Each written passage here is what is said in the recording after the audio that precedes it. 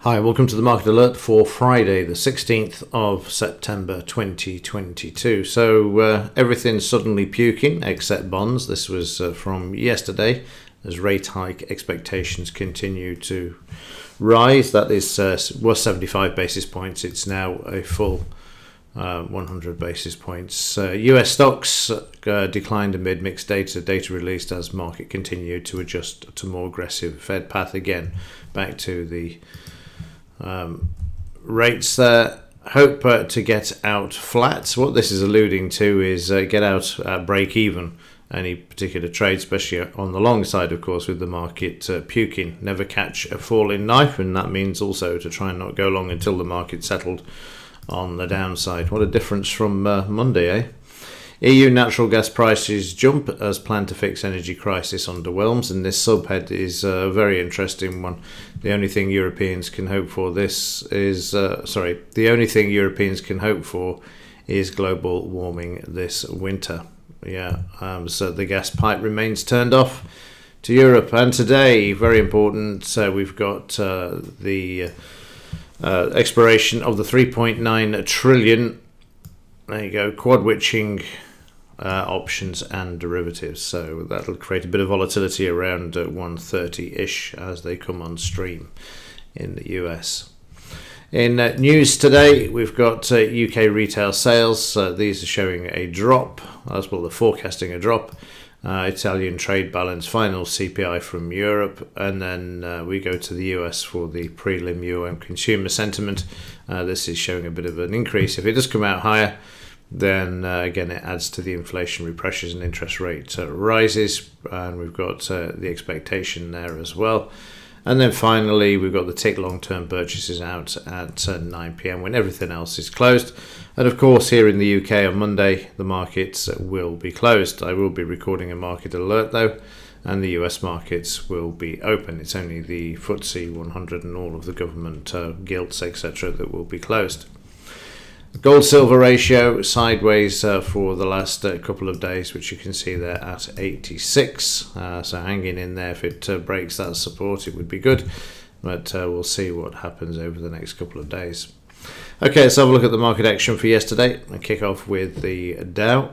So yesterday the market was sideways. It managed to hold, but overnight you can see that the Dow has moved lower there, heading to the 89% retracement. Like I say, it's options expiration today. 3.9 trillion of those will be expiring at lunchtime when the Dow the futures opens, along with the CME, etc., as they all liquidate the positions. Bit of weakness, as I say, overnight there, which you can see, but the market again sitting at yesterday's low, and the market did really well yesterday to hold and get back to the previous day's high, but then overnight you can see that the low has been taken out. The market actually gapping below the low is the way to do it. If you can't drive through something, then you jump over it, and that's exactly what happened with the Dow during yesterday's session. So a bit of a choppy one, good range, but a choppy session for the Dow. In the German DAX, you can see that we're also back to 78, 89, down a bit there as well. But yesterday, we saw the price action moving lower and the market taking out the low. It took a moment or two to do, but like I say, very important areas to watch. And if you look at the 30-minute chart for yesterday, you will see that the market sitting there on the low many times, trying to fight back as it got to this point, and then eventually late last night moving lower. And also you'll see overnight yesterday's low has already been breached, but they brought it back immediately, which you can see here, and now sitting on the close. They're going to do the best to try and bring this market back until the expiration. If we take out the low, then we must go back to the daily chart and look at that 89, which is 12,783. Think of it as 12,800 really. It's only 17 points off that psychological level, but we've also broken the 13,000 as well. If we go back to the 30-minute chart, you will see they were trying when we got to the 13,000 to hold as well. They rammed it through for 50 points, and then they brought it back above 13,000, stuck at the 50, back down to the low below the 13,000, which is this red line here. Managed to get back above it, and then it was over. And like I said before, you will see a real battle at the low and at psychological levels, which we see there. Let's just go back to yesterday's market action in the 5-minute chart. We kicked off moving to the upside. The futures were sideways. The cash market opened and managed to move higher, traded up to the psychological level of 13,100. And there again, you can see we've got this high with a drop off in momentum, and then we switched to red, moved lower, became oversold, traded sideways, came back to the close. No direction in momentum, the market just sideways, and then eventually breaking down here. We see this here where the market's broken down, became oversold. We see the demand and the buying coming into the market, psychological level of 13,000. That's at 13,000 level, and then we bounce back for those 50 points where we become oversold, crossover, supply coming in, so selling coming back into the market, back to the 13,000, and notice how they had to drive through that psychological level. Again, immediately we see the buying coming in to try and save the 13,000 until eventually the market breaks down and we move down to the low of Wednesday, where we see huge support coming in after being oversold with demand, and then the market trading all the way back up 100 points immediately to the 200 bar moving average, where we become overbought and then reverse all the way back down there. So moving up with the Dow at 230 but failing to hold, and then in the evening you see the market trading in a choppy range, up and down just like the Dow did. Overnight, like I say, we went through the low. I don't know what's happened here. We don't seem to have much volume, so I don't know what's happened there. Mind you, it was really, really quiet, but an interesting bar to kick off for sure. So we went through the low, we came back, and now we're stuck at the BRN here, which is the 12,850, I think. Yep. So watch the low if we break this, and also this low here, which is going to take you down to 12,800 as well. And if we do that, get back to the daily, and there you go, you've got your 12,800, which I spoke of earlier, and this is where it will be, which is where the market's already had a look at. I'll just double check that just to be sure. Yeah, 12,800. So watch that low. It's going to be very, very important if it's tested just as much on the upside. The high is quite some distance away because of the sell-off that ensued after the economic data at 1:30 during yesterday. So you got a couple of 100 points back to the high, but down to the low, it's only a matter of 25 points there.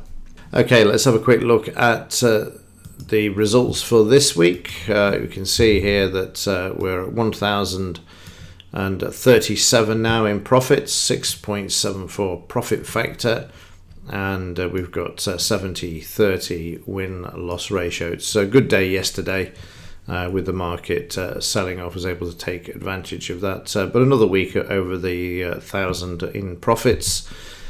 And totals, you can see they continue to climb to the upside there. We're 29,290 now in profits from the 19th of January, 2.37 profit factor, so that's 2.37 average wins to average losses. Still down in the 55-45 win-loss ratio, but it doesn't really matter about that, to be honest with you. It's about the profits being greater than the losses, and that's the most important thing. In the S&P, also moving lower, expiration weighing on the market, 78% retracement there level, which is very important. If this is broken, we go through and trade down to the 89 and 30-minute chart. So you can see a bit weaker than the Dow as it tried to attempt to come back off the low. It managed it, trading up to the DP, 50 bar moving average, and then moving lower. Again, the gap on the overnight, taking out yesterday's S2, and sideways out. Currently trading back towards the low for the S&P as well. In the FTSE 100, looking fairly strongish, back to 78% retracement, nearly went down to 89 there. And in the 30-minute chart, we had 30 minutes up, and then it just traded sideways. And of course, on Monday, we have the state funeral of the Queen, and the markets will be shut, but the electronic market will continue. And as you'll see yesterday, the market bouncing off Wednesday's low, bouncing up to that 50 EMA with the DP just above it, and then again you've got this gap down overnight, and the market sideways at the moment. And also again, watch the low of 7218 there. In the currencies, the yen, having traded higher during the week, is now moving to the downside. 50% retracement there at the moment. The dollar strong at the moment. 62 is going to be even more important because you've got the 20 bar moving average along with the 50 EMA there. In the 30-minute chart for yesterday, we had a bit of a move to the upside, but once the DP was taken out, and we see the averages also being taken out there, bit of divergence there as well. The market then started to move lower, and the close became a resistance for this market as well, along with the 20 bar moving average, with prices then drifting lower as they have done overnight, all the way down to the S1, taken out the low, but come back to the low and try to hold above. But at the moment looking a bit weaker there for the GBP JPY. The pound back to the 114.413, which is also tying in with the 89, but it's not quite there yet. And of course, the low that we see here is going to be very important, as I keep barking on about. Whoops, wrong one. The monthly chart there, where you've got this 114.105. Makes you wonder whether we're going to go to parity, to be honest with you, if Bailey doesn't get his act together and start increasing rates. So we could see a bit of a problem here. 30-minute for the pound, it's just drifted lower during yesterday. That 20 bar moving average just keeping the short side. Bit of a bounce through that overnight, and also coming back through the low at the moment. Watch the 114.50 level there, that blue line, as a bit of support, as you saw earlier on in the Asian session there. And finally, in the metals, down day for silver yesterday, but moving back off the 50% retracement on the overnight there, from here back to here. And 30-minute chart sideways until we got to the afternoon, where we had the sharp sell-off in the Dow late on. It was about 3:30, wasn't it? 4 o'clock, there you go, 4 o'clock. Well, it is actually 3:30 to 4, it's a 30-minute chart. Taking the 200 MA out, the S1, and also we see Wednesday's low being taken out there. And again, trying to bring the market back, but failing. And then overnight, the market taking out the $19 area there, but bouncing back off $19, which is very, very interesting. We're currently trading at $19.12, and having created this close and low here, it's interesting to see that the market is finding support. Be waiting for those retail sales, and what news was it? I've forgotten what it was for the US. Hang on a second. Prelim, that's the one. So we're waiting for the prelim. I thought it was the PPI, but we've had that already this week. So the DP posing a bit of problem at the moment for the silver price there. Gold monkey hammered yesterday, below that 1680 that we drew in yesterday. If you look at the 30-minute chart, you'll see what they did there. Just absolutely got crushed. That's because the dollar is fairly strongish, and also there's a bit of manipulation going on for the elite to buy back or buy gold at these low prices, significantly low and undervalued. Not as undervalued as silver, but the market, you can see there at yesterday's low and bouncing off this at the moment. The dollar is attempting to move higher, and it looks like it's poised to move higher. It's still continuing to trade above and close above the 5 bar moving average. These are the upside targets. 89 very important, 110.11. And finally, in crude oil, the market saw a bit of selling yesterday and prices finding a bit of support there. Let me just draw this in for you. So from there to there, we're looking around 62% golden ratio at the moment for the market, finding a bit of support, but in the sideways range at the moment. Expect higher crude oil prices as we go through and into November, as stocks are running low. And it looks like they'll be very low by November, according to the petroleum website I looked at the other day. Okay, that's it for this one. Have a great weekend, and as ever, thanks for watching. See you in the next one.